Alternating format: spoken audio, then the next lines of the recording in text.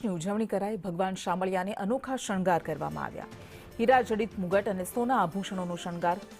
વહેલી સવારથી જ દર્શનાર્થીઓ ભગવાનના દર્શનાર્થે ઉમટી પડ્યા।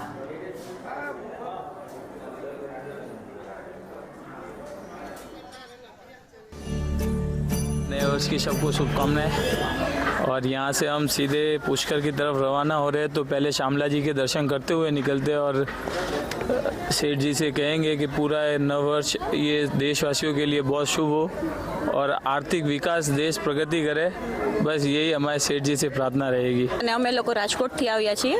અમે દર વર્ષે શામળાજીના દર્શન કરવા ખાસ બેસતા વર્ષના દિવસે જ આવીએ છીએ।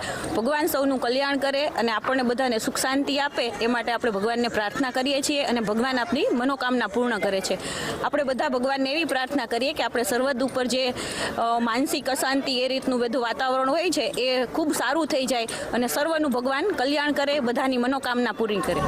આજથી નવા વર્ષની શરૂઆત થઈ રહી છે, ત્યારે દૂર દૂરથી ભક્તો ભગવાન શામળિયાની ઝાંખી કરવા માટે વહેલી સવારથી ઉમટી પડ્યા છે।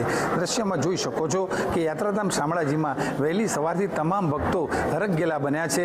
આવનારું વર્ષ યશસ્વી અને સફળદાયી નીવડે એ માટે ભગવાન કાળિયા ઠાકોરની પ્રાર્થના કરવા માટે દૂર દૂરથી અનેક ભક્તો વહેલી સવારથી લાંબી લાંબી લાઈનોમાં જોડાઈ રહ્યા છે।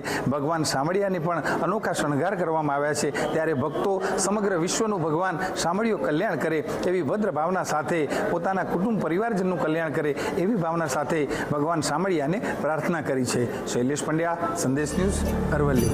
આજથી વિક્રમ સંવત નવા વર્ષની શરૂઆત થઈ છે, ત્યારે સુપ્રસિદ્ધ યાત્રાધામ શામળાજીની અંદર ભગવાન શામળિયાના દર્શન કરવા માટે ભક્તો મોટી સંખ્યામાં વહેલી સવારથી જ ઉમટી પડ્યા છે। આજના દિવસે ભગવાન શામળિયાને અલૌકિક શણગાર કરવામાં આવ્યો છે। દ્રશ્યમાં સ્પષ્ટ જોઈ શકો છો, હીરા જડિત મુગટ ભગવાન શામળિયાને અર્પણ કરાવ્યો છે। સોના આભૂષણો, વનમાળા જે ઠાકોરજીને સોંપતી હોય છે એ પ્રકારે પૂજારી દ્વારા તૈયાર કરવામાં આવી છે। હાલ પણ ભગવાનને ખાસ કારીગરો દ્વારા તૈયાર કરાયેલા જે વાઘા છે દાન કરાયા છે। સમગ્ર દિવસ દરમિયાન શામળિયા ભગવાનના અલગ અલગ જે મનોરથ છે એ તમામે તમામ મનોરથની અહીંયા યાત્રાધામ શામળાજીમાં ઉજવણી થતી હોય છે। અબાલવૃદ્ધ સૌ કોઈ મોટી સંખ્યામાં દૂર દૂરથી ભક્તો શામળિયાની ઝાંખી કરવા માટે ઉમટી પડતા હોય છે। શૈલેષ પંડ્યા, સંદેશ ન્યૂઝ, અરવલ્લી।